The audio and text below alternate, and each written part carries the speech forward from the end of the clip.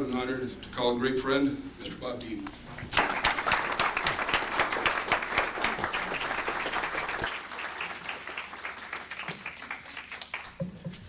Boy, that's a hard one to live up to, isn't it? Thank you, Ray. I always begin by having to tell you that I've got so much material I don't think I can get it all in this afternoon. I'll do the best I can to compact to what I believe are the most important issues. I have a reputation for being rather long-winded on this subject, and I admit to that. Because as Ray said, I have concluded a long time ago, frankly, that this is indeed, without the shadow of a doubt, the most important issue of our time, and I will hopefully try to explain that to you before the afternoon is over as to why I feel that way. Before I get into that part of it, I want to share a couple of comments with you here. I want you to understand some 4 words that I have lived with for the last 40 years. And you're all familiar with these words because you've all experienced them yourself. The first one is frustration. The second one is aggravation. The third one is anger. And the fourth one is outrage. And let me explain to you why those words are important to me before I get into the meat of my presentation. I am frustrated after 40 years of searching for the truth and 40 years of being laughed at and ridiculed by people who weren't curious enough to really seek the answers for themselves. I am aggravated at so-called scientists and experts who smugly and arrogantly snickered at ideas beyond their own vision and imagination and refused to see even that there would be a 21st, 22nd, and 23rd century science. I am angry at a national security system in this country that spends billions of your tax dollars covering up from you the greatest secret of our time. And I am outraged at a government who apparently believes that you can lie to all of the people, all of the time. And the fact that you're here is encouraging to me because that proves that there are some of us that we will not allow them to lie to us all of the time. Now that I've vented my spleen on those 4 words, I feel a little better. Thank you.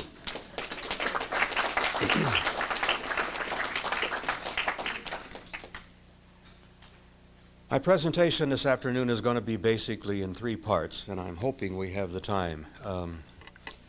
I'm going to share some things with you, some things that I know for a fact, some things that I have seen, some things that I have participated in, and then I'm going to share with you my conclusions after well over 30 years of research as to what this means, what's really happening, why is it so important, and what is really taking place here. And then hopefully toward the end we'll have time for a few slides. I don't want to go through the whole set, but there are some I do insist on sharing with you. Now to begin. I'd like to begin with a quote from the first act of Hamlet, which I know all of you are familiar with, where the young prince says to his friend, "There are more things in heaven and earth, Horatio, than your philosophy dreams of." And I like to lead into that, using that as a set piece there, to give you some thought. I like to follow that with a comment, a quote from a very famous British astronomer and scientist a number of years ago by the name of Haldane, who said repeatedly that the universe is not only stranger than we know, it is stranger than we can know. And I want you to think of that also, because that is exactly in line with some of the things I'm going to be sharing with you this afternoon. I believe it's also important to say something very clear here, particularly to those of you in the audience who are retired military. I would imagine a great many of you have served in the military in one time or another in your lives, and maybe a few of you are retired. And it's important that I explain this to you so you don't misunderstand where I'm coming from. In the process of my presentation this afternoon, I am indeed going to violate my national security oath several times. And I want you to understand, you old soldiers, sailors, and airmen out there, that I am not doing this lightly, but I am doing it intentionally. And I am happy and pleased to violate my oath on this particular issue, because it is indeed the most important issue of our time. There are secrets that I still hold and secrets that I will carry to my grave. Sometimes there are secrets that need to be kept secret. But this particular issue is so important to you as citizens of this country and as citizens of the human race, members of the human race, and citizens of this planet, that there's nothing more important than that, and I purposely and intentionally violate my oath with a good feeling, because I believe that not only do you people have a need to know, you have a right to know, because you're the ones that are paying the bills. And I'm a believer in the constitutional system. I see the constitutional system being stomped upon. I see that document, which is so precious to us, being ignored. And the time has come for we, the people of this country, to reclaim our rights, reclaim our Constitution, and damn well force the government that we are supporting and paying the bills for to own up, fess up, and finally, after over 40 years, tell us the damn truth about this issue.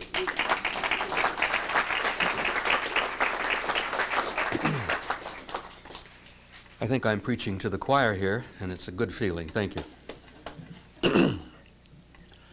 It's also important that you understand who I am and where I came from and how I came to be here. I spent most of my adult life as a professional soldier. I spent 27 years on active duty in the United States Army, and for most of those years I was in the infantry.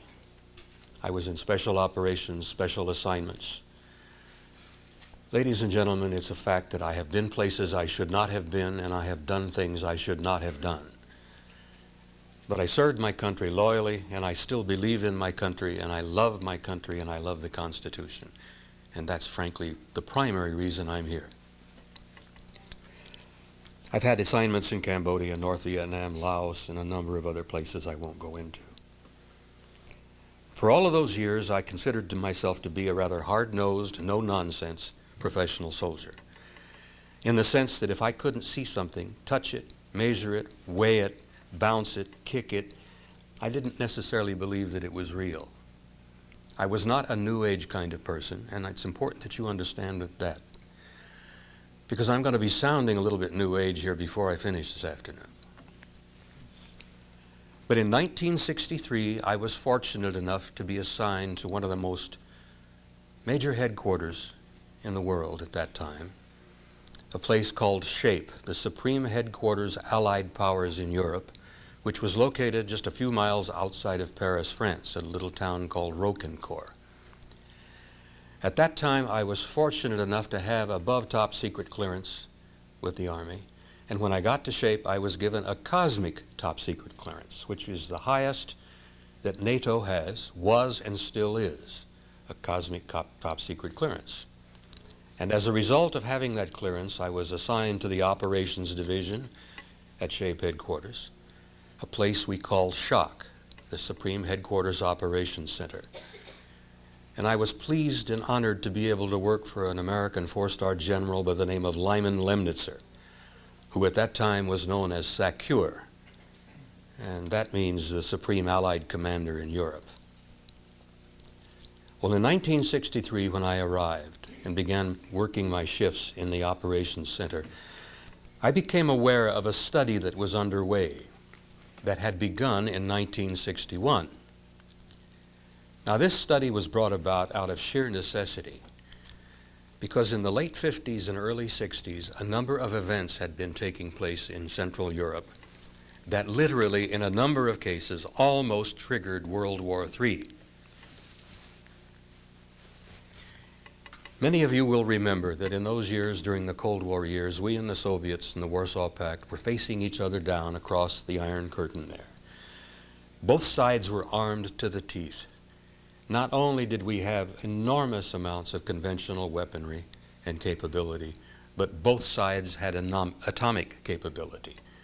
And literally our fingers on both sides, the Warsaw Pact and NATO, were just poised above the buttons. It was a tense time. It was a frightening time. And it's a tension and time that will live with me until the day I die. Thank God we did avoid the war. We came very close a couple of times. Interestingly enough, in the late 50s and early 60s, events began to occur where large numbers of large circular metallic disc-shaped objects flying in formation would come out of the Soviet zone, out of the east, over the Warsaw Pact area, flying over Central Europe, Germany, France, the English Channel, and usually turning north over the English Channel and the southern coast of England. And these objects would disappear off of NATO radar over the Norwegian Sea. This had happened half a dozen times, actually more. The objects were at an extremely high altitude.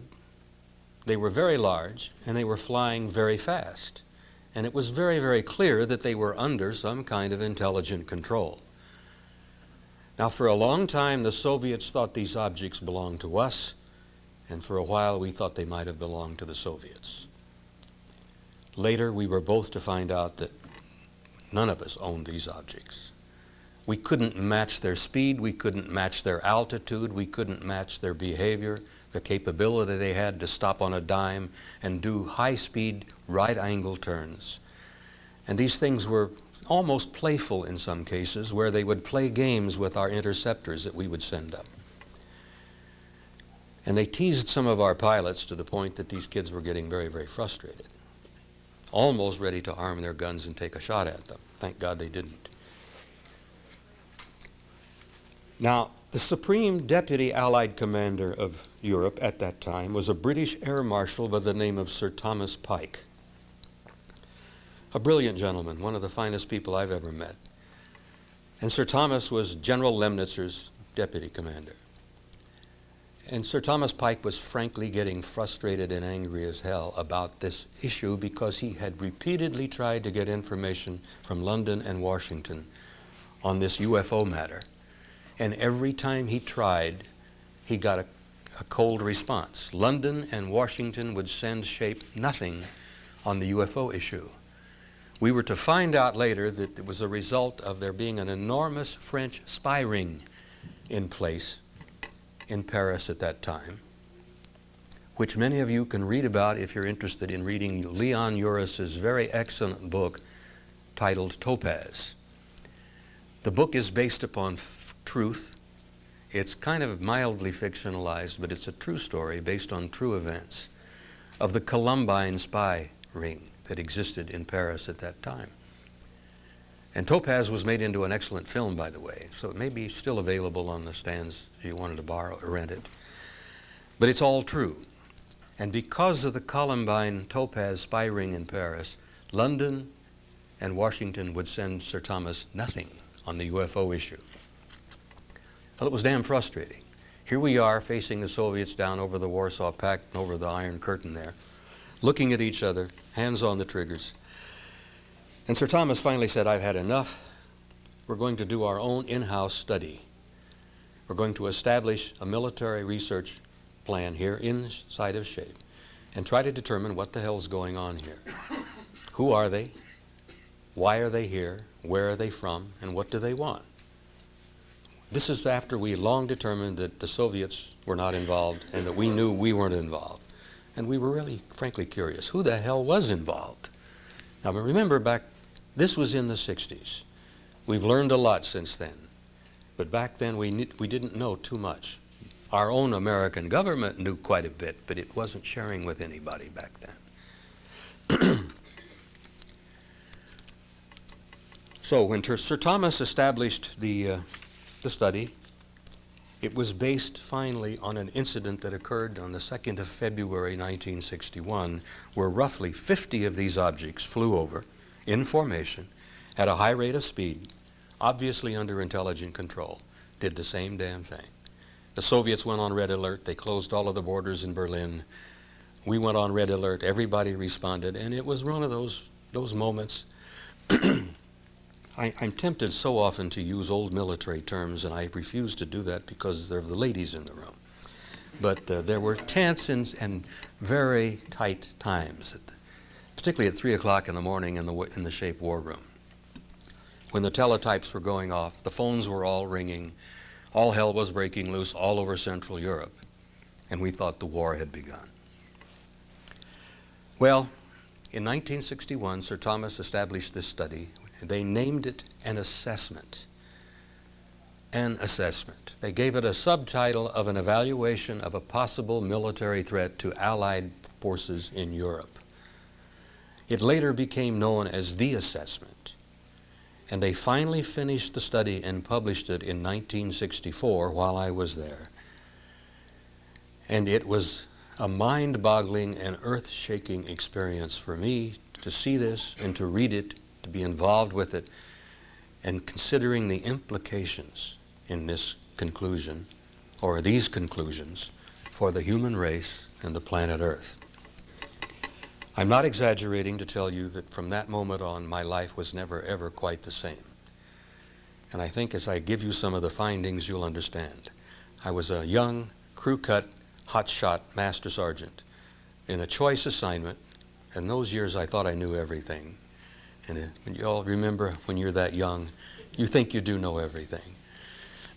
And when I got a hold of this thing, and I got a chance to read it, I couldn't put it down. I literally could not walk away from it, because every time I was on duty in shock, I would take it out of the vault and read it and study it and damn near memorize it. And only by the grace of God did I avoid going to jail, because once or twice I was even tempted to make some copies and take them with me. And I'm glad I didn't do that, because if I had, I would now be serving time in Fort Leavenworth at the Army Disciplinary Barracks. But I did read it, I did memorize portions of it, and I did make some notes. And I want to share with you this afternoon some of the conclusions of this SHAPE study, which took 3 years, an enormous amount of money. It involved some of the finest minds in Europe. They had gone to scholars, Oxford, Cambridge, the Sorbonne. They'd gone to the finest universities in Denmark, Italy, Germany. They'd gone to Tübingen University, which has an ancient reputation for excellence in theological studies.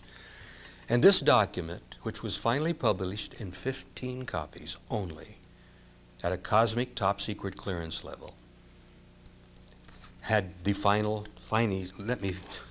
conclusions here. Let me share with you. The document was roughly 1.5 inches thick. There was about 265 pages. The document was supported by approximately 8 inches of what we call annexes or appendices. There were 10 of those annexes, appendices, supporting this document. There was one on radar and electromagnetic effects. There was an annex on optical and light analysis. There was an annex on photographic and holographic analysis. There was one on historical research and evidence. An annex on metallurgical and technical analysis. There was an annex on atmospheric physics and meteorological studies. There was one on biological analysis and autopsies. A very important one on sociological studies and implications. An annex on psychological studies and mass effect and impact.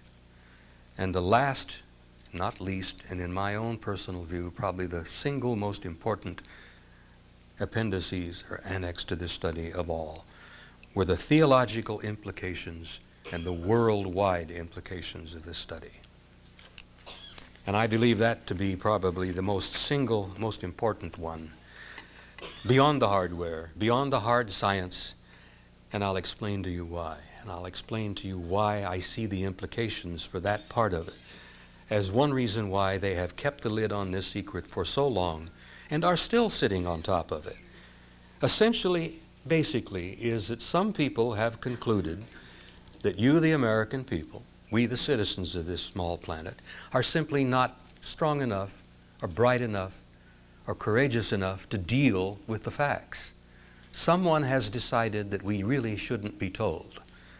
I quote to you the statement that was made a few years ago by one of the top people at the Central Intelligence Agency, which was quoted in the Washington Post, where he said, "If we're lying to you, it's for your own good."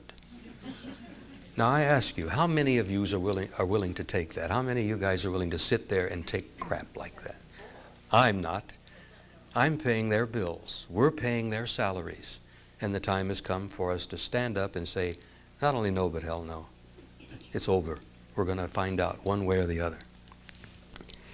Now, what did this 3-year study and all of the money and all of this investigation and all of this research really lead to? When they published it in 1964, I said there was only 15 copies. Copy number 1 went to the Secretary General of NATO. Copy number 2 went to General Lyman Lemnitzer, who was the Supreme Allied Commander. Copy number 3 was assigned to the Shock Operations Center, and that's the one I got a chance to read over and over and over again. The other copies were distributed throughout the military headquarters to major military commanders from the various nations.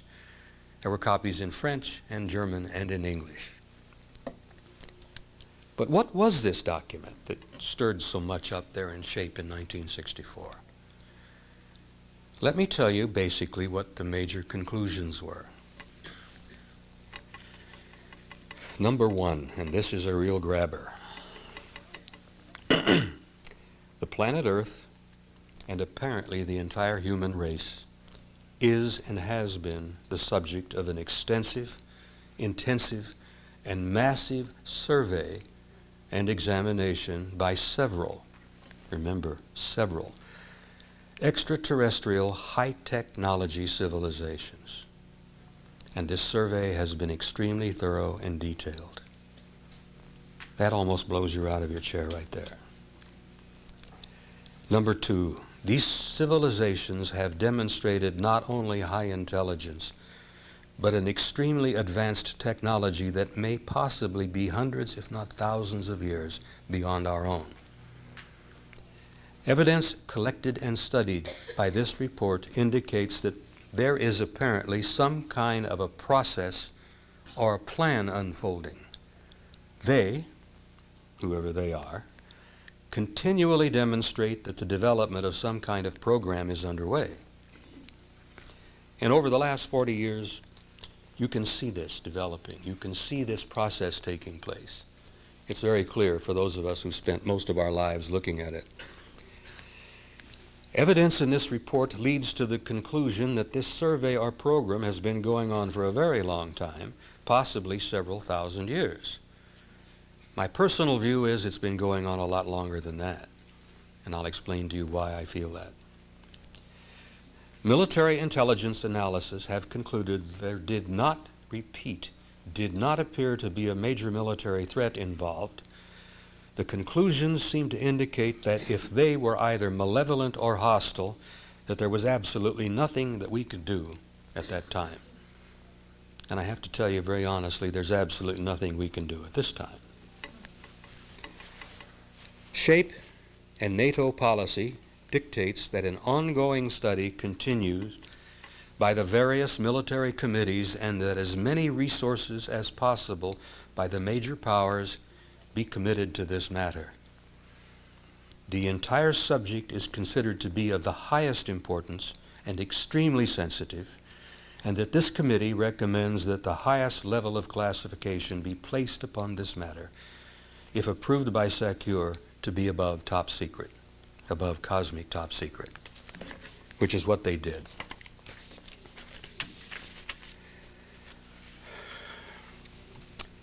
Well, that's what turned this young crew cut head around. I guess I really grew up at that time. Somehow, all of the fun and games that I had enjoyed over the years, and in the infantry, if any of you have ever been into it, we had our own fun and games. We drank too much. We caroused a bit. Particularly in combat situations, we had ways of unwinding. I developed a closeness with a lot of friends over those years, and I lost a lot of those friends over those years. But I never very seriously, after this study, laughed very much. I was completely changed in that my total view of the world had changed. My concept of myself and my awareness and concept of my life changed.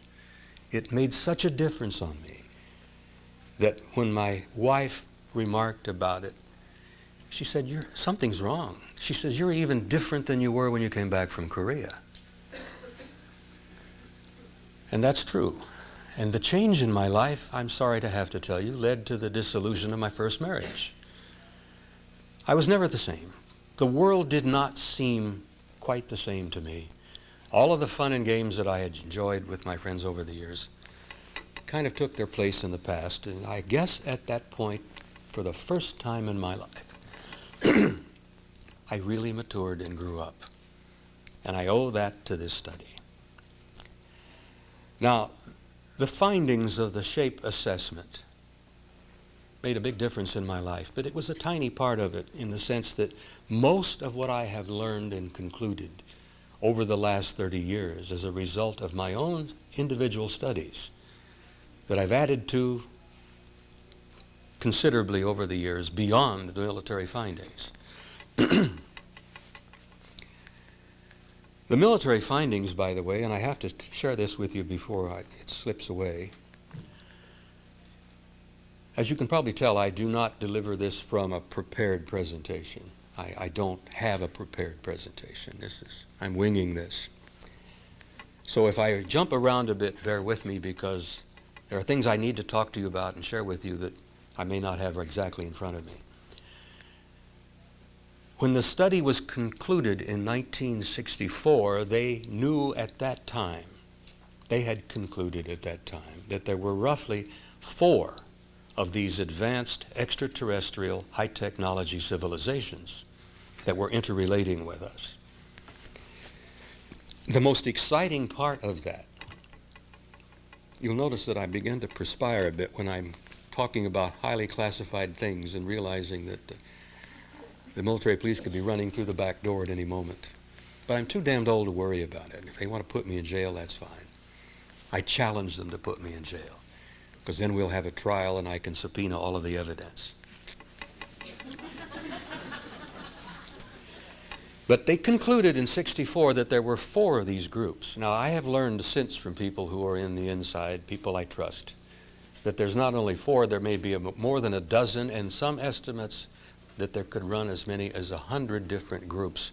And Wendell Stevens' research concludes with that same finding, that we could be dealing with high-tech extraterrestrial intelligences in the hundreds of different kinds of people from different places.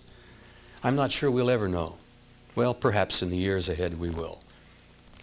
But the most exciting thing and the most threatening thing to the military commanders of SHAPE at that time that really got to them, really stimulated their paranoia. And as you all know, if you were in the military, paranoia is the name of the game. That's how we're trained. We're trained to be paranoid, which is part of our job.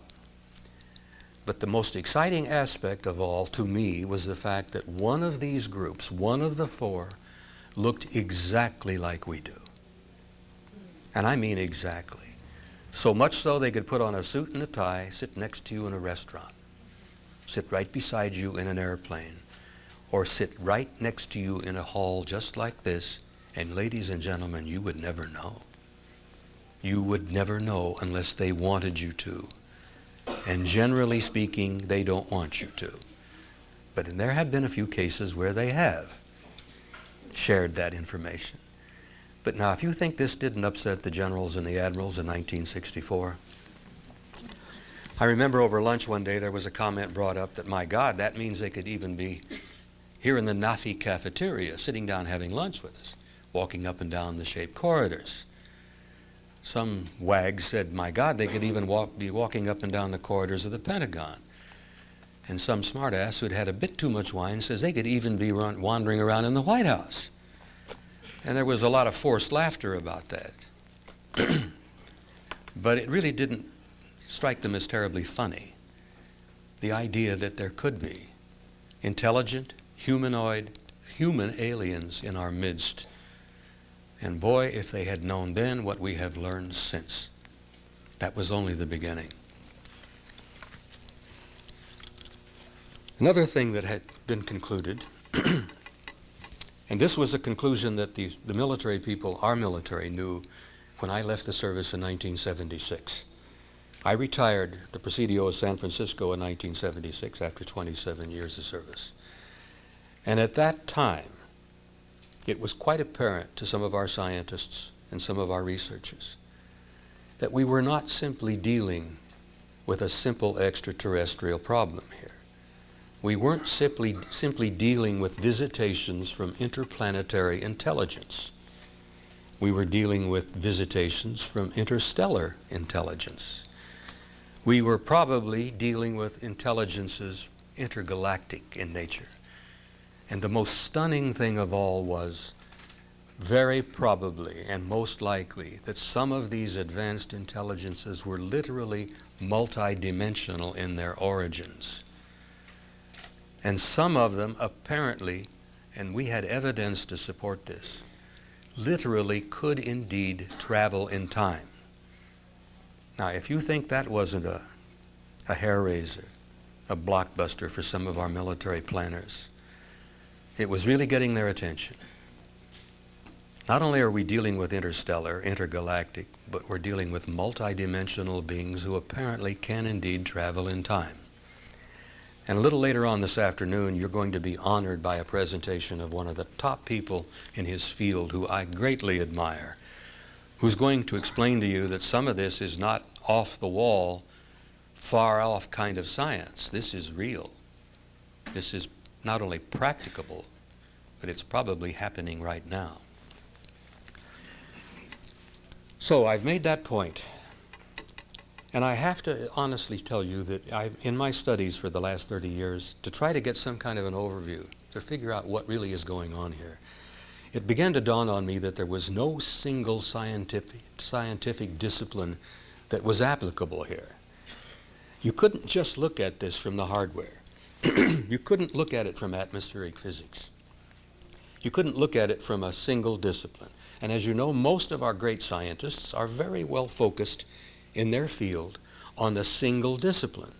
And that's the field they know, that's the understanding they have, that's the research they've done. And so many of them don't look around and look at some of the other disciplines. Well, it dawned on me as a student of history that I had to look at this a bit differently if I was going to make any sense out of it at all. And as Raimundo said in my introduction, I have put together what I like to call a synthesis. Over the years, I have combined history, philosophy, theology, literature, science, anthropology, geology, mythology. And I feel that I have at least begun to reach something in the way of an answer as to what's taking place and what's going on here. And I'm not taking a great sense of pride in this, but I feel that not too many other people have done that. To look at it from all of those various separate disciplines. It's like putting a jigsaw puzzle together. It's like putting a mosaic together, or again, after you've dropped it, and the bits and pieces are all over the floor. Very painstaking, it takes time, but eventually, slowly, you put these little bits and pieces together, you put the parts of the jigsaw puzzle together, and you begin to get a picture. And now I'm going to share with you what I have concluded seems to be happening.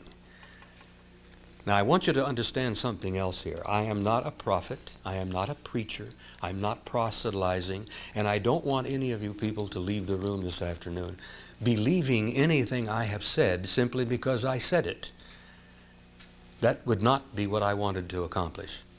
I want you to leave the room hopefully with a heightened sense of curiosity, a heightened interest, and enough curiosity to go out there and inform yourselves.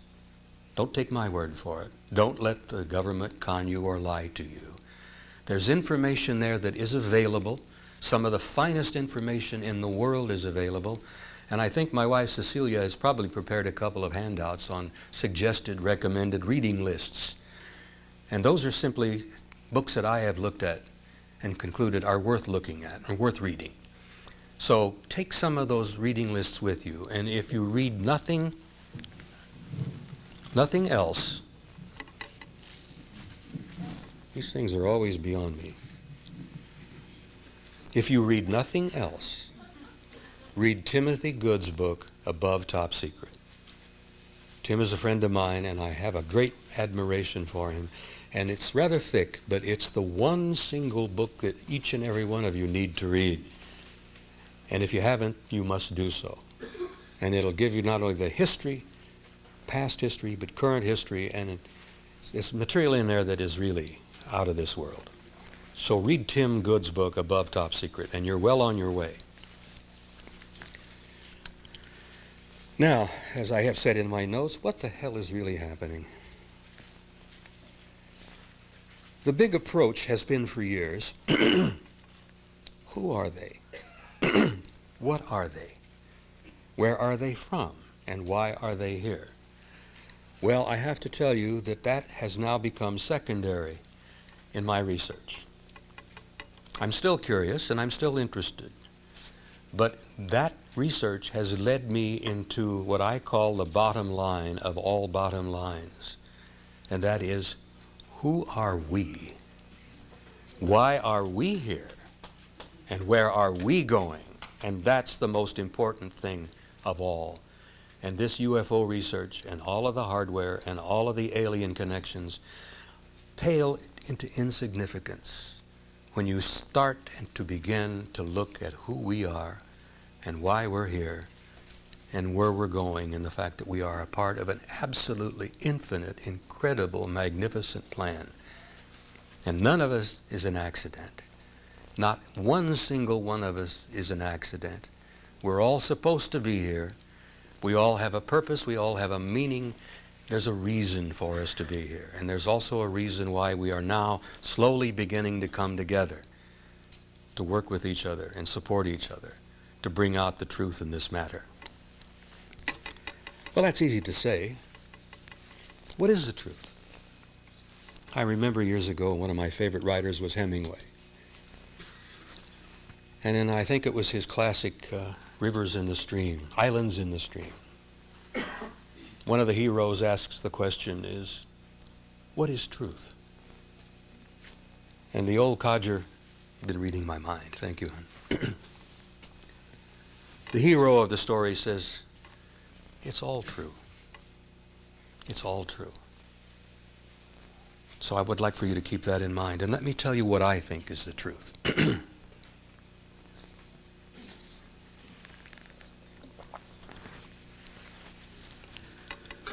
To sum up rather briefly, if I can, I've never summed up very much in my life briefly, but I'll try.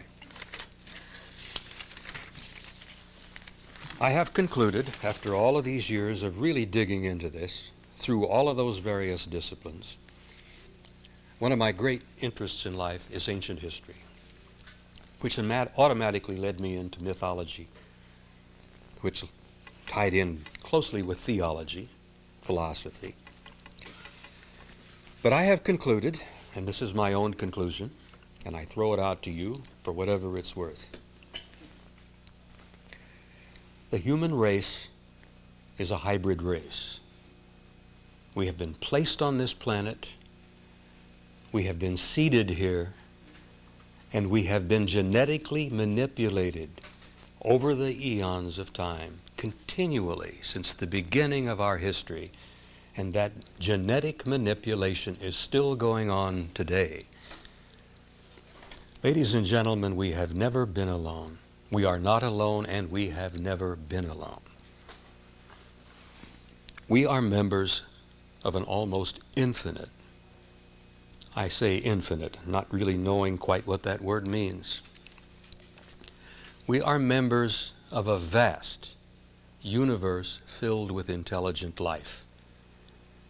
That universe is our home. We're part of it. We were born here in it. It will always be our home, and that universe is a sacred place. and we are sacred beings. And I don't want to sound like a preacher, but we have a right to be here. There's a purpose and there is a meaning to our being here. And we are going to be finding some answers to all of these questions very, very soon in a way that's going to literally shake the foundations of this planet. Which is why I think it's important for you to pay attention, inform yourselves, wake up, and don't let them lie to you anymore. We have apparently had an intimate interrelationship with several groups of advanced, intelligent, high-tech, and I say high-tech, I'm talking about technology so far beyond our own that it's literally magic to our eyes. And we've had this intimate interrelationship for hundreds of thousands of years. And some of them are the reasons we're here. And one of the things that I try to stress again and again and again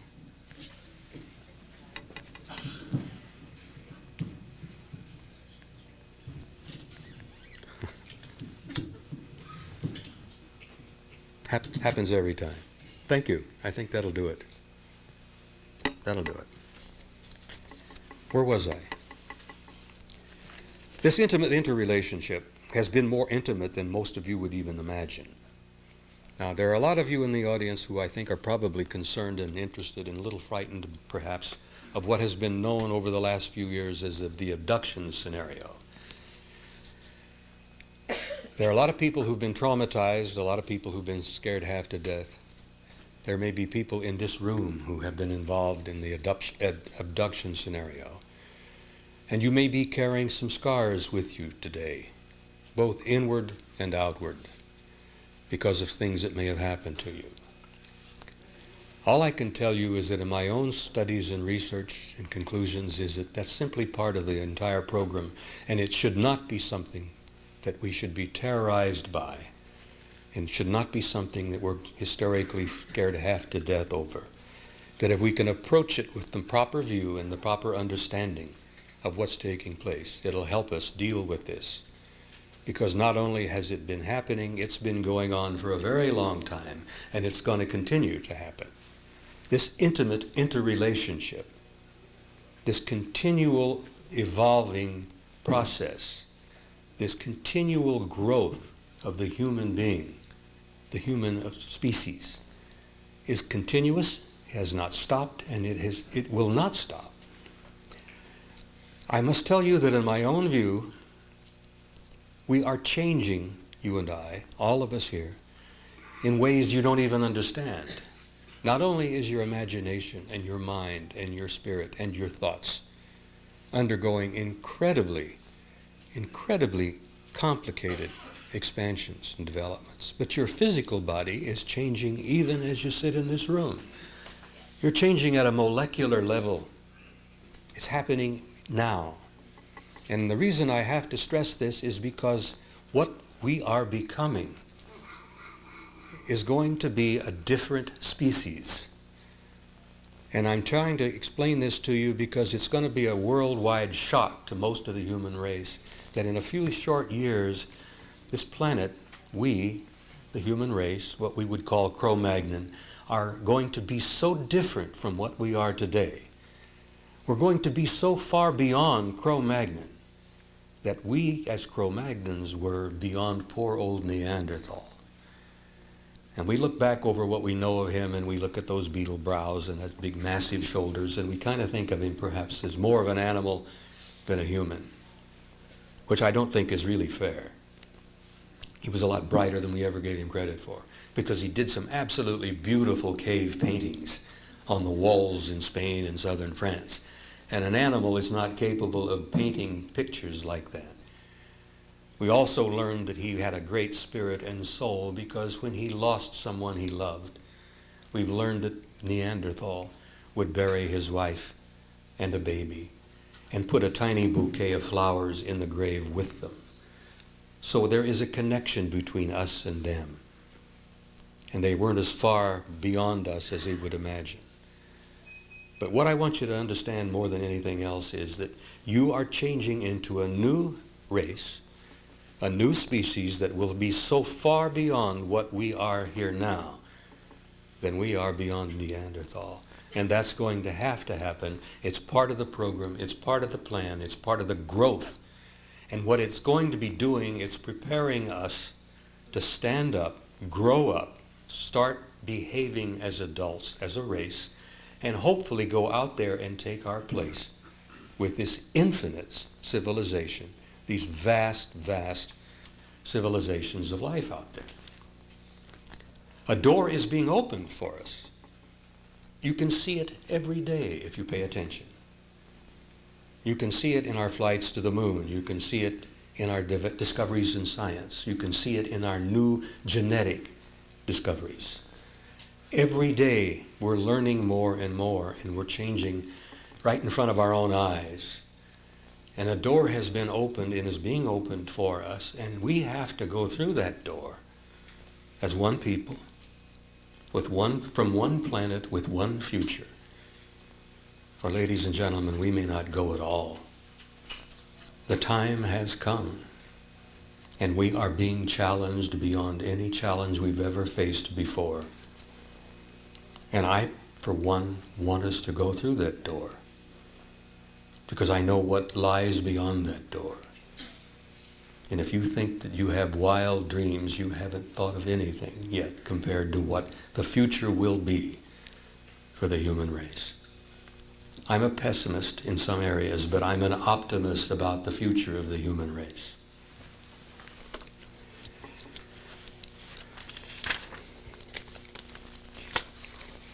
There's so much to talk about, and I don't really know how to wrap it up and bring it all together here.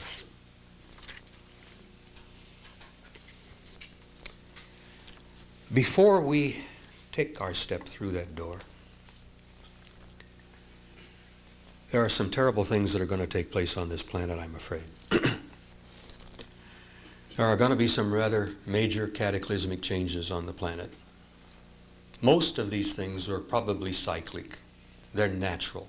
They do happen in cycles over the eons of time. The tectonic plates shift, the volcanoes erupt, the earthquakes take place. The earth is a constant change of growth and change and development itself, because the earth itself is alive. So there are going to be some things happening in the next few short years, and they've already begun. All you have to do is read the papers, pay attention. Some of them are pretty terrible. And ladies and gentlemen, you ain't seen nothing yet. When the ring of fire erupts and the volcanoes all begin to go, and the earthquakes really begin to happen, and this little burp in California just a few weeks ago was just a burp. Mount St. Helens was a burp. Now when Mother Earth hiccups and coughs, then we will really pay attention. And it's going to be pretty difficult. It's going to be horrendous, frankly. But I ask you not to be frightened. Don't lose your sense of strength and courage, because it's all going to come out all right. Because the human being, you, I, we are not what we see sitting here in this room. And if I've learned anything over the last 30 years, it is that we are immortal beings who happen to have temporary bodies. We are not bodies with souls, we are souls with bodies. And this little piece of whatever, when it's over, we've used it up, we've worn it out, and I've been well on my way to wearing this one out. We lay it down, we cast it aside, and we go on. And life goes on forever. So whatever happens in the years ahead, the difficulties you're going to encounter, bear that in mind, that you are an immortal being, and that every great religious teacher from the beginning of our recorded history has told us the same basic story. And every great religious teacher, and I say all of them, not only Jesus of Nazareth, not only Zoroaster, not only Krishna, Buddha, Muhammad, all of them have had the same basic source. And they have come to us from this infinite civilization of life out there, slowly, gently trying, in the best way they could to teach us to grow up. Well, the time has come. We have to grow up. We have no other choice. Some of the stuff that's going on in Yugoslavia today, the stuff that's going on in Lebanon, my God, I could go on for 15 minutes and talk about the heartbreak, the bloodshed, and the savagery, where human beings are still butchering each other out there in 1994, for God's sake. That has got to stop. We have got to realize that we, the human race, are all one single form of life.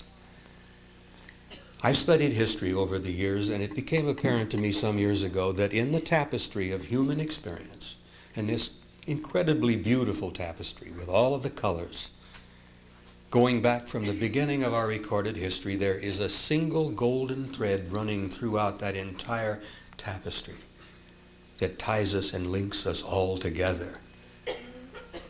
And what I have concluded, and I know most of you in this room have reached the same conclusion or you wouldn't be here, is it doesn't matter what church you go to. It doesn't matter what color your skin is. It doesn't matter what your ethnic background is. Ladies and gentlemen, that crap does not matter.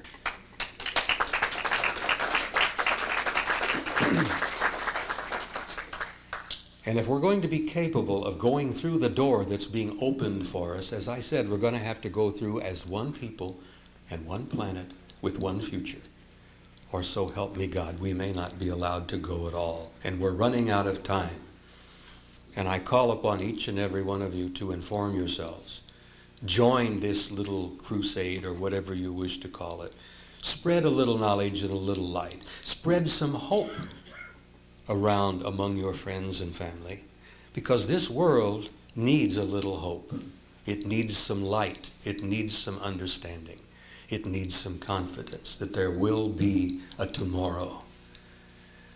I was in Budapest a year or so ago, and a young mother came up to me with a little baby, and this is a true story. This is not something that I'm making up for you. And I had more or less presented the same kind of thing, and she asked me, she says, "Do you really think that we have a future?" She'd come out of all those years under the communist yoke. Hungary had just recently become independent from the communist masters. And she was scared literally to death that there might not be a tomorrow. And she held that little dude in her arm and she says, "Will he live to grow up and see something?" And I says, in my view, yes, he will indeed. He will inherit a world that you can only begin to dream about. So I tried to leave her with a little bit of hope, and I'm going to try to leave you with this portion of my presentation with a little bit of hope by quoting for you one of the finest, one of the greatest authors I have always admired, and that's Count Leo Tolstoy.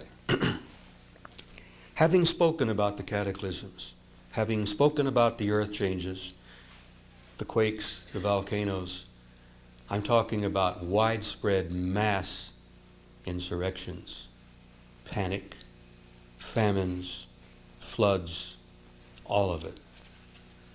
Bear this in mind, as Leo Tolstoy repeatedly said again and again and again. There is something in the human spirit that will survive and will prevail. There is a light that will not go out no matter how dark the world becomes. And I have concluded that is true. I remember that the carpenter from Galilee said basically the same thing. Krishna said basically the same thing. It's in the Quran. It's in the Zend-Avesta, the great book of the Zoroastrians. It's all there. You are immortal beings, and there is a light within you that will not go out, no matter how dark the world becomes. And if you take nothing else with you this afternoon, please, in the name of God, take that with you. And I thank you.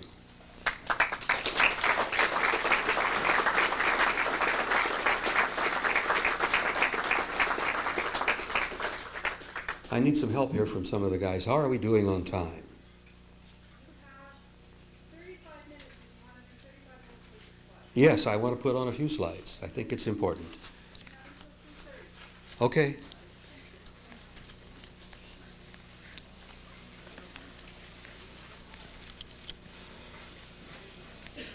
Ken, were we able to work out something on the lights?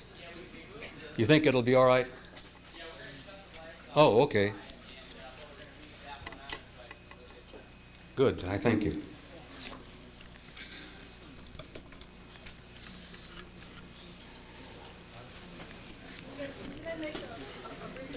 Yes?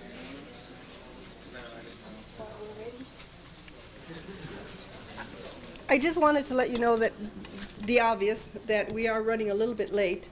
So the question and answer period is pushed into the 5 o'clock hour.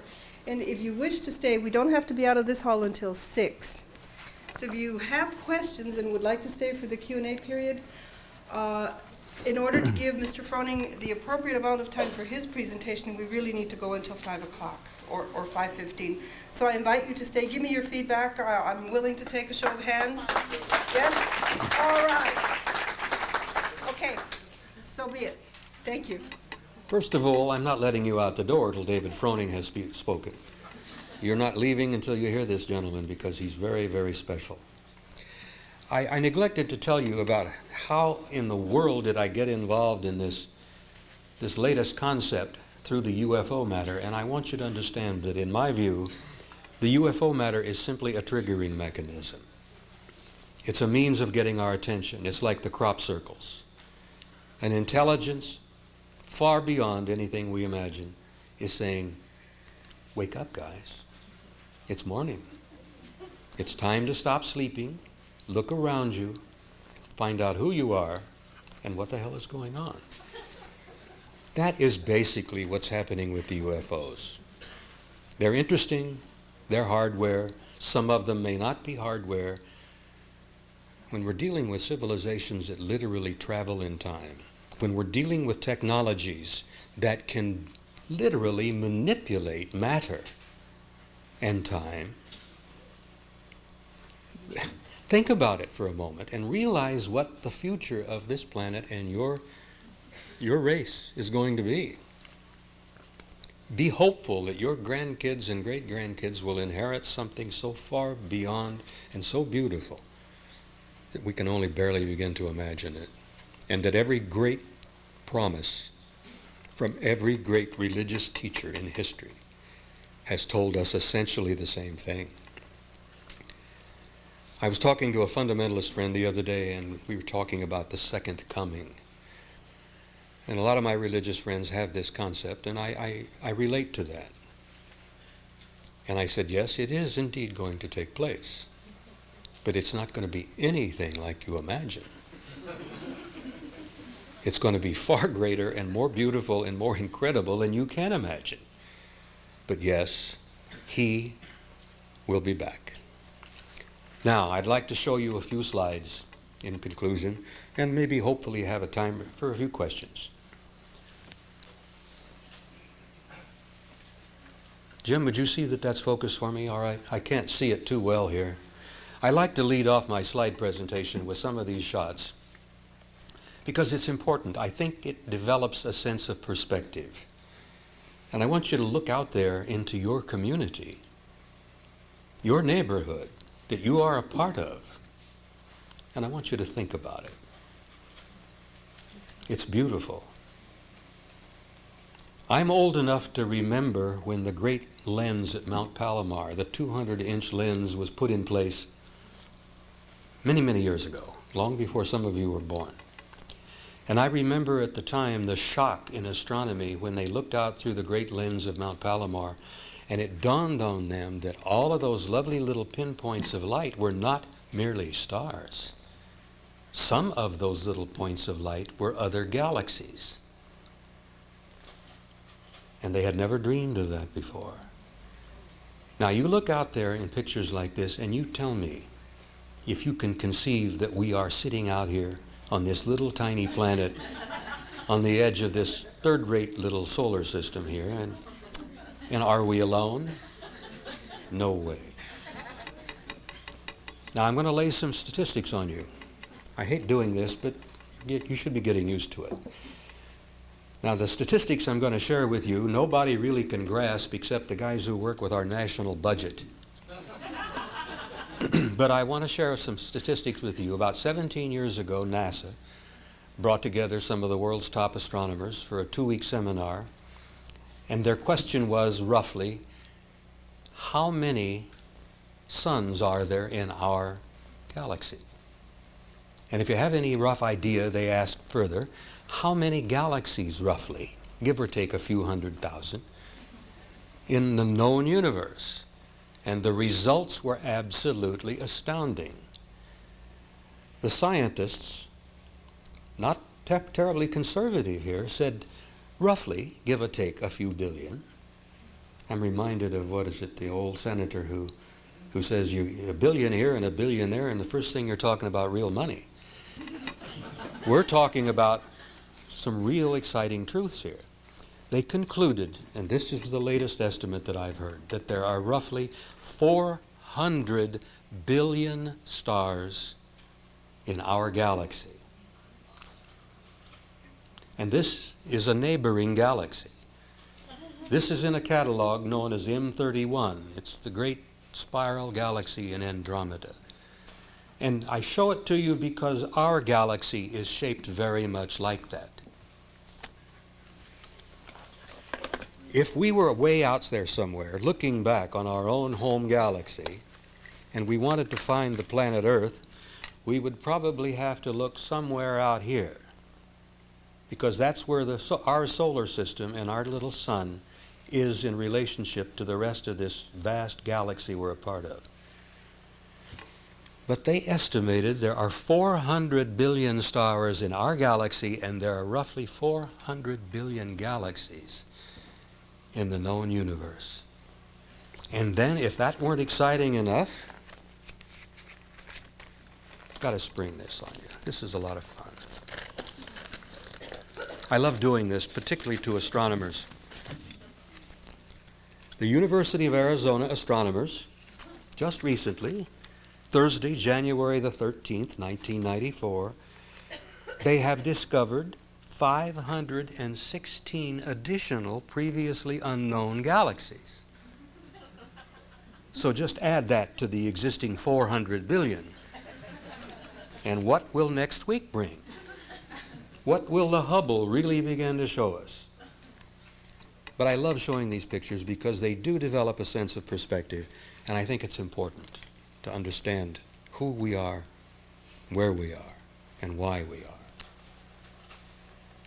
Now that many of you are familiar with, those are the lovely ladies, the Pleiades, the seven sisters. And if the evidence is true, there's evidence, overwhelming evidence, that some of our friends, some of our family, some of our cousins literally come from a star, from a planet going around one of those stars.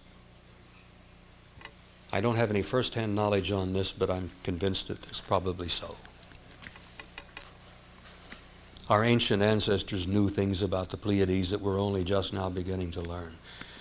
And here we are, this little tiny, beautiful little place out there, blue and green, that we literally have been trashing for the last couple of thousand years. And we've got to stop that. Every one of our astronomers or astronauts who've gone out to the moon and looked back and saw this have had a deep spiritual kind of feeling overwhelm them. An awareness of how tiny and how beautiful that is, and how the fact that that is the home of the human race, and that we have got to start taking better care of it. We have to start loving that beautiful lady and giving back to her what she's given to us. And the time has come for us to stop trashing her, raping and pillaging and digging and gouging. And we have to learn to live on her in peace with each other, like some of our American Indian and some of our more ancient peoples have learned a long time ago. Now, I briefly want to show you just a few paintings from some of the great museums. And the reason I throw these out, I hope that's focused fairly well. Can we turn the lights off just a second and then flip them back on? Can we cut back on the lights just a little? Anyhow, what I'm showing you here is that in many ancient religious paintings, Renaissance, Middle Ages, all kinds of paintings all over the world, you'll find that they're filled with what I call lenticular clouds. Now, some of these lenticular clouds are beautiful. They're circular disc-shaped clouds with little domes on top.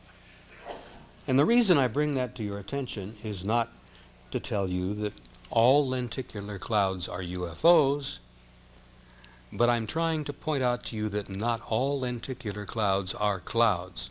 And I got a couple of shots I think that'll prove that to you.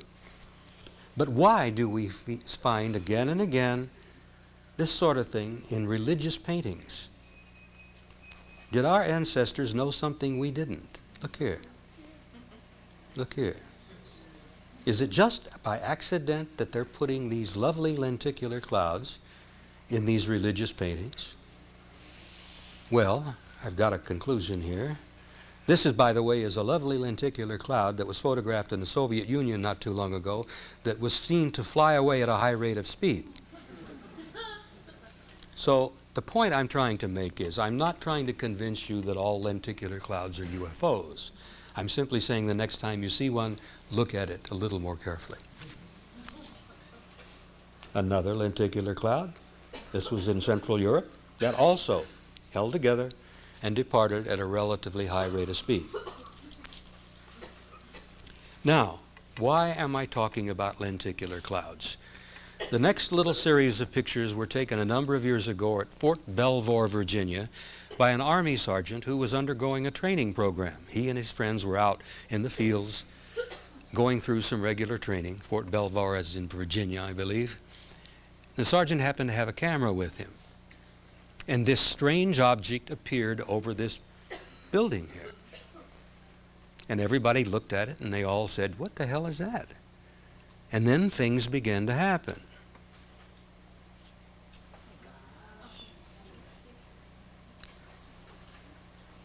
This object began to change and they began taking pictures of it as it did change. And so help me, it's turning itself into a lenticular cloud. Now, I'm convinced there was an intelligence in there, and I'm convinced that they were doing this just to show this off to these guys and say, "Hey, pay attention. What do you think of this?" If you could lower that just a bit, Jim, so we can get all of it in. And this lenticular cloud departed Fort Belvoir at a rather high rate of speed. 7,000 miles away, and 15 years later, that was photographed in Denmark. Another lovely lenticular cloud. It also flew away at a rather high clip. So I'm just simply doing this to get your attention, and I'm teasing you a little bit, telling you that the next time you see lenticular clouds, look them over a little more carefully. Now, here's a lovely painting that hangs on the Uffizi Gallery in Florence, Italy. It was painted by one of the greater Renaissance artists of the time, a friar by the name of Filippo Lippi. And this painting that he spent a lot of his life working on is supposed to be St. John and the baby Jesus here. And of course, here's Mary, the Madonna. But I want to call your attention to this object over the Madonna's shoulder, which is blown up here, a little larger. Now, this is 15th century. Now, here's a blow-up. If we could bring that down just a wee bit. Down here we have an old gentleman with his hand up to his eyes, peering up, and at his feet is a dog barking. Now, the reason I call this object to your attention, and this is no accident that's in this painting, this is an exact replica of an object that many of you who've studied UFOs may have read about a few years ago. At Bonai, New Guinea, a UFO appeared and hovered over the beach for about an hour and a half, and the Reverend Gill and all of the students at the Bonai mission in New Guinea rushed out and watched this object hover over the beach. The kids got so excited that they began jumping up and down and yelling and waving. And then, lo and behold, they noticed that there were guys, humans, up on top of this disc, walking around on what appeared to be a deck, And when the kids were dancing and singing and yelling and waving, the guys up there waved back, looked over the side and waved back. Now, I just throw this out as a teaser. This painting was done over 400 years ago. This ship was seen over Bonai, New Guinea about 30 years ago. Actually less. Another little interesting, what old Ivan Sanderson used to call an oopart. And I loved Sanderson. He was a great man, very open-minded, very intelligent. Ooparts are out-of-place artifacts. This little dude is over 1,000 years old. It's made out of clay, and it was an attempt by an Indian, I believe in Colombia, over 1,000 years ago to describe what he was looking at here. And this, in almost anybody's imagination, is a spacesuit. Here's another one.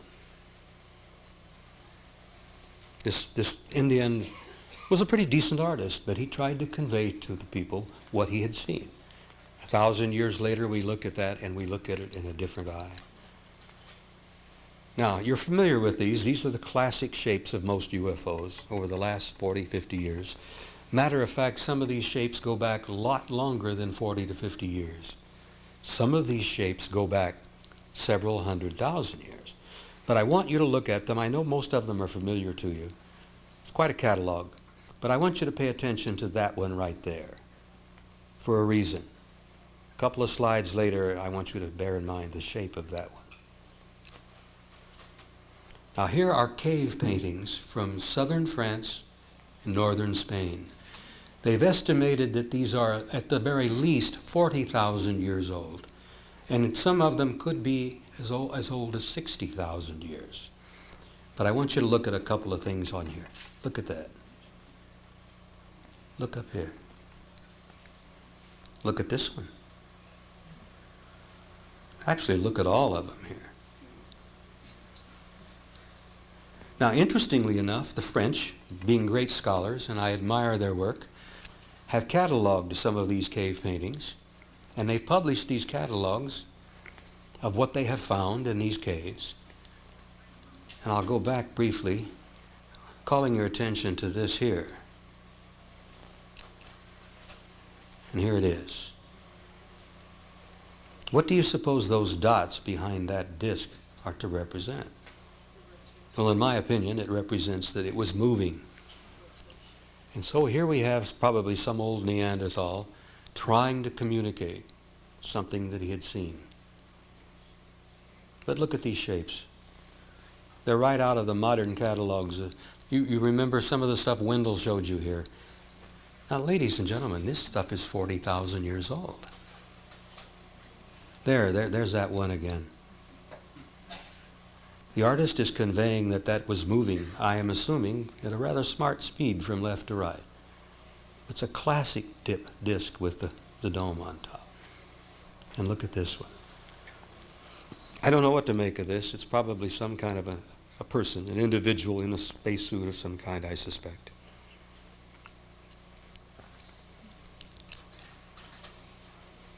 But they've cataloged them all, and it's pretty impressive. If you look along the bottom row here under Catalog C, you'll see that these all apparently represent landed discs, UFOs on the ground, on their legs, which have been seen and photographed continually over the years.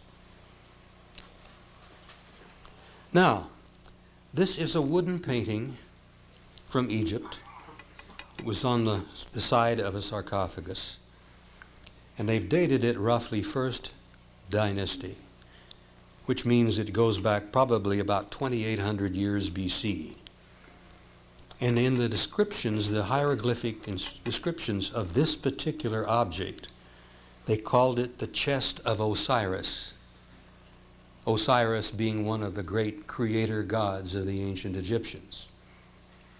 Well, I looked at it and I saw these little red things on the back, and I looked at this little and I thought, wait a minute, let's turn that right side up. And this is the chest of Osiris, roughly 2,800 years before Christ. And to me, it's a classic example of a little runabout. There's the cabin, Here's the front end. There very well may be an intake of some kind here. But to me, these are jets. And I think the Egyptian artist was quite clear in what he was trying to communicate. Now, I throw these out also as parts to tell you that, think about it. Don't be convinced from what I'm trying to tell you, but give it some thought. Another interesting part, Ivan Sanderson would have loved this. It's a cave painting found near the Chinese-Russian border in an area called Fergana. This object, this guy's got some stuff in his hand. It looks like a gloved gauntlet here. He's holding a circular plate of some kind. Looks like there's some apparatus here. This very well may be a dome or a facepiece or an airhead pocket of some kind. And possibly this surrealistic illusion here may be the result of reflection through that plastic. But look at this thing. And look at this. And then look at this little dude down here with the antenna on his helmet. Now this was estimated to be well over 1,000 years old. Now looking at this plate that this guy's holding with his astronaut's glove. Oh, before we get on to that. These are some classic pictures from the APRO files going back many, many years. These are pictures of the UFO that hovered over the Weineke Reservoir in New Jersey a number of years ago. And it's exciting because this UFO hovered over the reservoir for about an hour and a half, so much so that roughly 300 people stopped on a busy road, got out of their cars, caused one hell of a traffic jam, and they stood and watched this object hovering over the reservoir for some time. Well, the traffic jam attracted the cops, and the cops showed up, and they were there, and they saw it too. And a whole bunch of pictures were taken. But what's interesting about the object here is that the object appeared to lower slowly a beam of light from the bottom of the object down toward the surface of the frozen reservoir. Now, this is the famous Weineke Reservoir in New Jersey, and hundreds of people had seen this actually happen. Everybody got excited because that beam of light, or whatever it is, did not flash down immediately like you and I would flash on a spotlight. That beam came down slowly, down onto the surface of the reservoir. And when they retracted it, it went up slowly. What do you make of that? I don't know. Scientists are having a hell of a time trying to figure that one out. Here's another picture. That's the beam of light right there.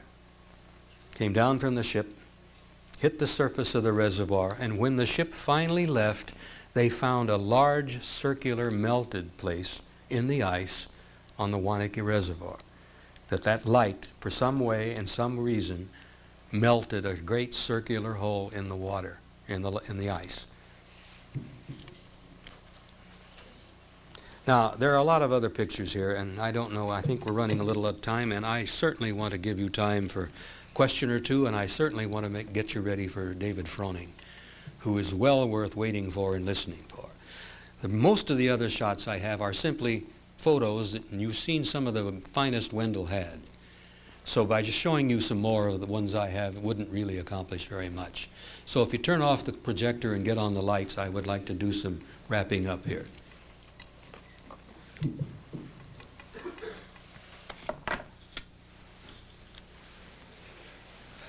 We have some lights?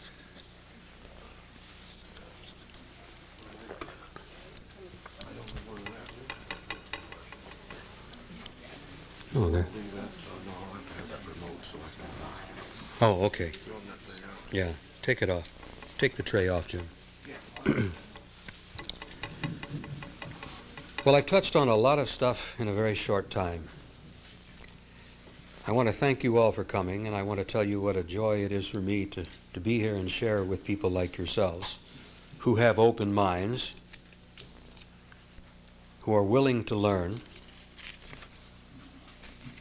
There's so damn much I could share. I must leave a couple of quotes with you here. Archie Ray, the professor of astronomy at the University of Glasgow some years back, said, and I want you to remember this, a true scientist goes where the evidence leads him, even if it's a place he doesn't particularly want to go. A true scientist. Now, I want you to bear in mind that Archie Ray is a true scientist. I will tell you a little story in closing that is true. A number of years ago, Alan Hynek was attending a conference in, I believe, in Canada, British Columbia, I believe in Victoria. There were roughly 200 astronomers present at this particular conference. During the time they were all in there having cocktails and chatting, someone ran into the midst of the room, and Alan Hynek was there. And someone says, "My God, you've all got to come out and look. There's something up there, something looked like a UFO, and it's not far above the hotel here, and it's hovering there." Alan Hynek was amazed. Not one scientist, not one astronomer took the trouble to go out and look. All they did was look at each other, snicker, and giggle. And ladies and gentlemen, that's part of our problem here today. In closing, I want to tell you that you're on the edge of a major shift in worldview, what they call a paradigm shift. The next few short years are going to bring about some changes in your life, in your world, that are going to turn it upside down, and nothing ever will ever be the same. But I want you to be prepared for it, because out of the wreckage and the ruins of this old world, we're going to build something much better and more beautiful than what we've had. And I want to thank you all, and God bless all of you, and thank you for coming.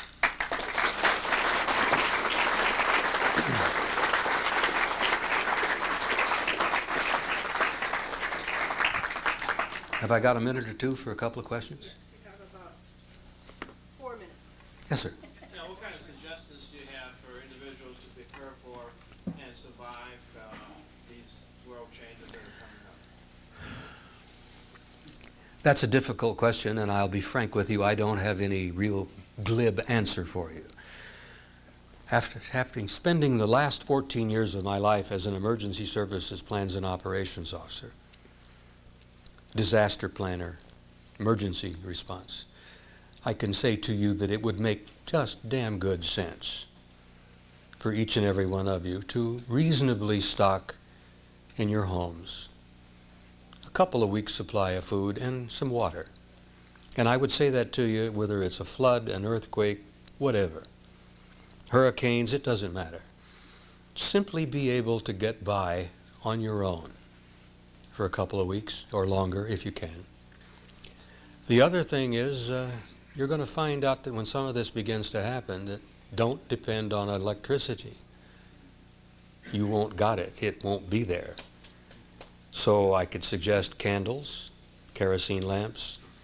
It's the sort of thing that your grandparents and great-grandparents used to do when they were living on the prairies, when they were moving across the country, when it was Indian country. Simply plan a little bit. Put in a small Red Cross kit, little first aid. Water and food and some kind of source of lighting would make good sense. Other than that, the big shock, the terrible shock, is not going to be the earth changes themselves. It's going to be the shift in consciousness, where hundreds of thousands of millions of people are going to realize for the first time the blunt truth that they are literally not alone and never have been. And your government has never, ever begun to prepare you for that. And that's going to happen. So you're doing what I would recommend that you do. Inform yourselves, read, learn, keep an open mind, and just pray to God, because I'm not trying to be a preacher here again, but I speak to God regularly, as my wife said, and she listens. Gentleman in the back.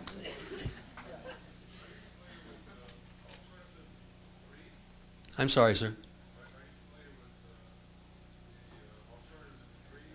Yes, I have read Alternative 3. I've seen the video and read the book. I have some misgivings about the whole story. But I will tell you this, I know beyond a shadow of a doubt, and most of your people in government, particularly NASA, knows this too, that there is indeed life on Mars, and that there is an intelligent life on Mars, and there is apparently a civilization on Mars. And we've known this for some time. Now, whether it's something we've been involved with, as Alternative 3 has said, or whether it's something that someone else has placed there, I don't know. But there may be some truth in Alternative 3, and that, for those of you who are not familiar with it, it's the idea that our governments, yours and mine, and the Soviets and the British, some years ago, concluded that life on the planet Earth was not going to be rosy and fun in the years ahead. And that all together they established a program where they went out and put colonies on Mars. Now, I have no idea whether that's true or not. I'm suspicious enough to think that there may be some kernel of truth there, but I can't tell you. So don't take my word for it. It's an interesting book to read. It's an interesting video to look at. So think for yourself. Open your minds. Yes, ma'am. Well, this is so intriguing, but could you elaborate a little bit on what you know that the human beings will be like after the earth changes and moving into this new evolutionary phase? Well, look around. You said we would be changed a lot. Yes, we will, but most of it is going to be inner. I'm sure that our descendants, 100,000 years from now, will look significantly different than we do. We know that we are changing continually. I suspect that our heads are getting larger. We're losing some hair, some of us faster than others. The race will evolve and change in many ways, but the big changes I'm talking about are not going to be necessarily visible. I'm sure the human beings will be taller, probably healthier, but it's going to be an inner kind of thing. It's going to be here and here, mostly. And there's where the big difference will be. And it's happening right now.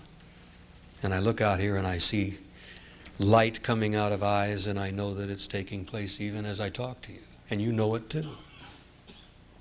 It's going to happen inside more than anything else. One last question. Anybody?